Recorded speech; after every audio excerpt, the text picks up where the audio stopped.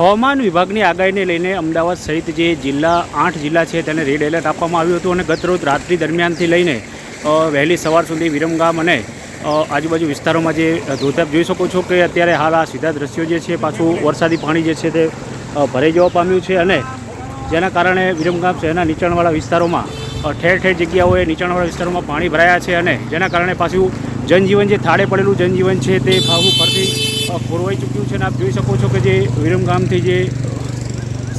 સેવા સદન અને માંડર તરફનો જે રસ્તો છે તેમાં ઠેર ઠેર જગ્યાએ પાણી ભરાયા છે. સવારના દ્રશ્યો છે વહેલી સવારથી લઈને અત્યાર સુધી જે વરસાદ ખાબકેલો ઠેર ઠેર જગ્યાઓએ ભરવાડી દરવાજા, બસ સ્ટેન્ડ, નાના મોટા પરકોટા, શાક માર્કેટ સહિતના જે વિસ્તારો છે ત્યાં વરસાદી પાણી ભરાયા છે. અહીંથી આપણે રહીશ છે તેમની સાથે વાત કરીશું. શું કહેશો, રાતે કેવો વરસાદ પડ્યો, શું કહેશો? રાત્રિએ ઘણો બધો વરસાદ પડ્યો છે કે કેમ આપણે જાણકારી આરામ કરતા એના કારણે 10 વાગ્યા પછી પણ વહીવટીતંત્ર, નગરપાલિકા તેમજ ધારાસભ્યશ્રીને નમ્ર વિનંતી કરવાની કે સેવા સદનથી લઈને શિવ હોસ્પિટલ અલીગઢવાળા રોડ ઉપર જે થોડા અમથા વરસાદમાં પણ ત્યાર સમાને જે પાણી ભરી જાય છે તેનો યોગ્ય નિકાલ કરવામાં આવે તાત્કાલિક ધોરણે. તેમ ઘણી બધી સોસાયટીઓ અહીં આજુબાજુ આવેલી છે, 5 થી 7 સોસાયટીઓથી માંડી ભર્યું ઘણું બધું. તો સાહેબશ્રીને નમ્ર વિનંતી કે આનો યોગ્ય ઉકેલ કરવામાં આવે. આપ જોઈ શકો છો હાલ સવારથી લઈને રાત્રિ દરમિયાનથી લઈને સવાર સુધી લગભગ 7-8 કલાક જેવા સમયમાં વરસાદ જે છે તે ખાબકવા પામ્યો છે અને ગતરોજ આ વિસ્તારમાં પાણી ઓસરી ચૂક્યા હતા અને ફરીવાર જે વરસાદ જે ખાબક્યો છે જેના કારણે અત્યારે હાલ જોઈ શકાય છે કે અત્યારે વરસાદી પાણી જે છે તે ટીચરસમણા ભરી ચૂક્યા છે. સરકારી હોસ્પિટલના દ્રશ્યો છે અને જે બહારની સાઈડ જોવા જઈએ તો અત્યારે હાલ સેવા સદન જે રોડ છે, માંડર રોડ કહી શકાય, નગરપાલિકા, તાલુકા સેવા સદન સહિતના જે વિસ્તારો છે તે આ વિસ્તારોમાં અહીં આવેલા છે અને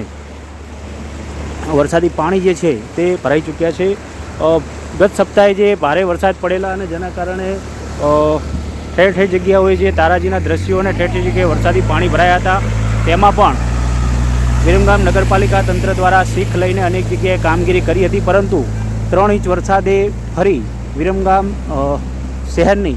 આ દ્રશ્યો જે છે તે હાલત આ કરી દીધી છે અને હજુ પણ વરસાદની જે આગાહી છે તે પણ હજી યથાવત છે અને જેના કારણે અત્યારે હાલાકીનો જે સામનો છે તે અત્યારે કરવાની ફરજ પડી રહી છે. આ વિરમગામ નગરપાલિકા તંત્ર અને વહીવટી તંત્ર દ્વારા જો યોગ્ય કાર્યવાહી પ્રથમ ચોમાસા પહેલાં જ વરસાદ પહેલાં જો કરવામાં આવી હોત તો આ દ્રશ્યો ઓછા સર્જાયા હોત અને જેના કારણે લોકોને જે હાલાકી છે તે ઓછી સહન કરવાનો વારો આવ્યો હોત, પરંતુ ભારે વરસાદ પણ એક બાજુ પડી રહ્યો છે અને તંત્રની જે બેદરકારી પણ જે છે તે અત્યારે સામે આવી રહી છે, જેના કારણે અનેક